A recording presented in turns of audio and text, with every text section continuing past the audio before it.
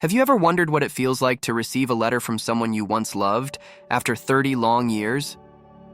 For Tom Brady, the man many call the greatest quarterback of all time, this wasn't just a fleeting thought. It became a moment that would stop him in his tracks, forcing him to confront not just memories of the past, but the man he has become. Tom Brady's life has been an open book for decades. His triumphs on the field, his leadership at Gillette Stadium in New England, his stunning second act in Tampa Bay's Raymond James Stadium, and his indomitable will to defy age and expectations. We've all watched him lift the Lombardi Trophy, time and again, embodying resilience and excellence. But behind the touchdowns, the Super Bowl rings, and the GOAT status, there are moments no camera ever captured. Moments of reflection, of vulnerability, and, as this story will reveal, moments of profound human connection. Today, we're going to share a story few have heard, a story that reaches far beyond the gridiron. It begins with a letter, handwritten and heartfelt, from a woman Tom dated during his formative years at the University of Michigan. Decades later, that letter would resurface, triggering a response from Tom that left everyone, family, friends, even longtime fans, in absolute tears. This isn't just a story about football. It's about love lost, personal growth, and the courage to face the past with grace and humility.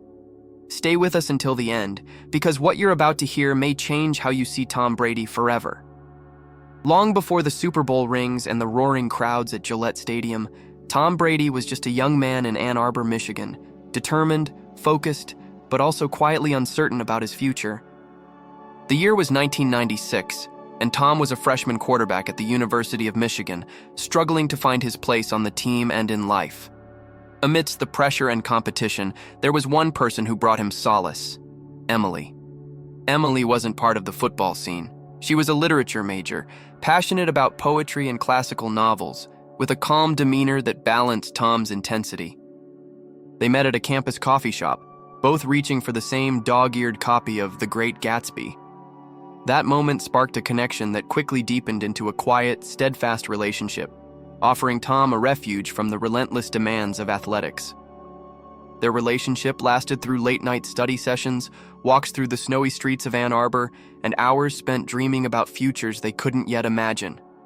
But as Tom's football career began to take off, moving from backup to starting quarterback, so too did the demands on his time and energy.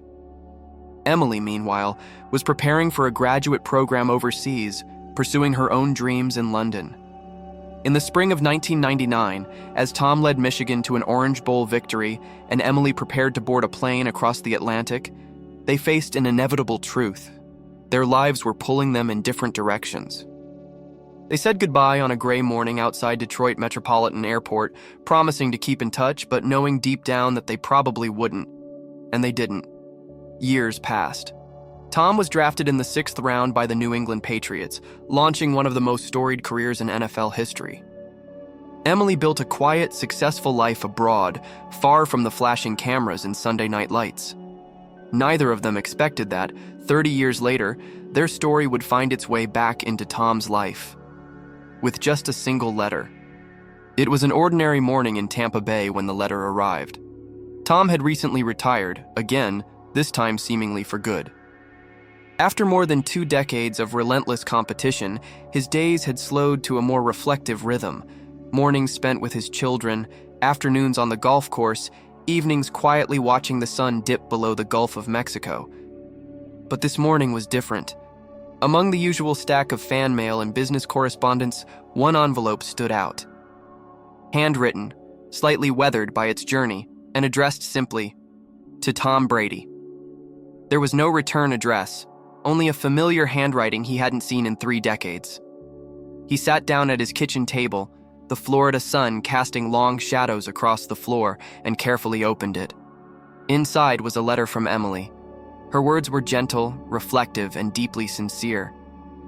She told him about her life, the family she'd built, her career as a professor, and the quiet joys she'd found far from the spotlight. But woven through her narrative was something more, a need to share how their brief relationship, all those years ago, had shaped her understanding of love, commitment, and resilience. She wrote about the afternoons in Ann Arbor, the nights they spent dreaming about the future, and how, even though life had taken them on separate paths, she had never forgotten the kindness and determination he showed her. But what moved Tom most was her closing paragraph. "I've watched from afar," she wrote, "as you've accomplished things most of us could only dream of. But beyond the Super Bowls, the fame, and the records, I hope you've remained the same man I knew, the one who could sit for hours in a coffee shop just listening, just being present. I wanted you to know that part of you changed my life." Tom sat back in his chair, stunned by the wave of emotion the letter brought.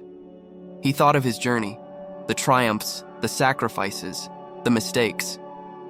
And in that moment, he realized that Emily hadn't just been a part of his past. She was a mirror reflecting how far he'd come and what he might have left behind. This letter wasn't just an echo from the past. It was an invitation to reflect, to respond, and perhaps to heal. In the days following Emily's letter, Tom found himself unable to shake the memories it had stirred. Between media commitments and family time, his mind kept drifting back to Ann Arbor, the snowy sidewalks, the rickety coffee shops, and the quiet moments of youth when life's biggest decisions still lay ahead. One afternoon, driven by a need for closure or perhaps reconnection, Tom made an unexpected decision. He booked a flight to Michigan. It had been years since he'd last walked the campus of the University of Michigan. So much had changed, the stadium now larger, the student union more modern, but beneath the surface it all felt hauntingly familiar. He wandered past the Michigan Stadium, known as the Big House, where he had once fought for every snap, earning the respect that would lay the foundation for his NFL career. But that day, he wasn't there as a football legend. He was just Tom, retracing the steps of a younger version of himself. He stopped at the corner coffee shop where he and Emily had first met. Though the name had changed and the furniture was new, the warmth of the place remained. Tom ordered a coffee and sat by the window, looking out at the street they used to walk together. For the first time in years, he allowed himself to remember not just the games and the victories, but the quiet sacrifices and emotional anchors that had shaped him. He realized that Emily had seen him long before the world did, when he was still unsure of who he would become. And that insight left him both grateful and wistful. Walking through campus, he passed the old library steps where they had once sat for hours, sharing their hopes and fears. These places, etched in memory, now carried new meaning. Returning to his hotel that evening, Tom sat down at the desk, took out a sheet of stationery and began to write. Not an email, not a text, but a handwritten letter, something he hadn't done in years. His hands trembled slightly as he put pen to paper, knowing that what he was about to write would carry the weight of 30 years. It was time to respond. Tom stared at the blank sheet of paper for what felt like hours, the pen resting loosely between his fingers. How do you encapsulate 30 years of life, of victories and losses, in just a few paragraphs? More importantly, how do you express gratitude to someone who quietly shaped who you became without ever asking for recognition? Finally, he began. He told Emily about his journey, the struggle to make it in the NFL as a sixth-round pick, the endless hours training in the cold New England winters, the breathtaking highs of Super Bowl victories, and the crushing lows of defeats and injuries. But more than that, he wrote about what had stayed with him, the quiet strength she had shown, her unwavering belief in his potential long before the world saw it. He admitted that, at the time, he was too young and too focused to fully appreciate what their relationship had meant. But now, with the wisdom that comes from years of experience and reflection, he understood. "You were the first person who truly saw me," he wrote, "not as an athlete, but as a person." Tom also shared how, in moments of doubt, even in the most pressurized situations, like standing on the field at Gillette Stadium with a Super Bowl on the line, he sometimes thought back to those peaceful afternoons in Ann Arbor, where everything was simpler, where he felt grounded and understood. He closed the letter with heartfelt gratitude, expressing hope that her life had been filled with joy, love, and the fulfillment of all the dreams she had once confided to him. Folding the letter carefully, Tom placed it in an envelope and addressed it to the return address Emily had finally included in her note. As he sealed it, he felt a weight lift from his chest. a cathartic release he hadn't realized he needed. This wasn't just about rekindling an old connection. It was about honoring the parts of his life that had made him who he was, long before the accolades and the fame. Weeks passed after Tom sent his letter. Life resumed its usual rhythm: media appearances, co-parenting duties, and quiet moments on the Florida coast. Yet, a part of him remained tethered to that envelope, wondering whether it had reached her and what she might have thought. Then, one afternoon, as he returned home from a round of golf, his assistant handed him a small package. Inside was a letter, this time from Emily. Her handwriting was instantly familiar, but her words carried a tone of deep emotion and closure. She expressed her gratitude for his response, confessing that she had hesitated for years before writing to him, unsure if he would even remember her. Reading his thoughtful reply, she said, affirmed something she had always hoped, that their brief time together had been meaningful for them both. Emily shared that after watching Tom's career from afar, she often marveled not just at his athletic achievements, but at the man he had become: a father, a leader, a role model for millions. She confessed that seeing him persevere through injuries, setbacks, and even criticism inspired her through some of her own life's challenges, especially during her years building a career in academia while raising 2 children on her own. But what moved Tom most was her closing reflection. Sometimes the people we meet for a brief season leave an imprint that lasts a lifetime. You taught me resilience before you even knew what that word would mean for your career. Enclosed with the letter was an old photograph, a candid snapshot from their college days, sitting together on the steps of the library, laughing about something neither of them could now remember. The edges were frayed, the colors slightly faded, but the emotion in that moment was timeless. Tom sat there for a long time, holding the photograph, reflecting not just on Emily, but on all the people and moments that had quietly shaped him, far from the arenas and the cameras. This simple exchange of letters had offered him something no victory ever could: a profound sense of connection, of being seen and remembered for who he truly was. For weeks, Tom kept the letters and photograph tucked away in a drawer in his home office, a private treasure known only to him. But as time passed, he began to share the story with those closest to him: his children, his parents, and a few trusted friends. His eldest son, Jack, was particularly moved. "Dad, it's crazy to think about who you were before all of this," he said one evening, gesturing toward the family's collection of memorabilia: Super Bowl rings, MVP trophies, framed jerseys. Tom smiled softly, realizing how rare it was for his children to see him as anything other than the legend they grew up watching. For Tom, sharing the story wasn't about nostalgia. It was about reminding himself and those he loved that even the most seemingly insignificant moments can shape a person's life in profound ways. That relationship with Emily, brief as it was, had reminded him of the importance of presence, vulnerability, and the courage to open oneself to connection even when the future is uncertain. Word of the story eventually made its way to a close journalist friend who asked Tom's permission to write about it. Tom hesitated at first. This was personal, intimate, not the kind of headline that belonged in sports media or gossip columns.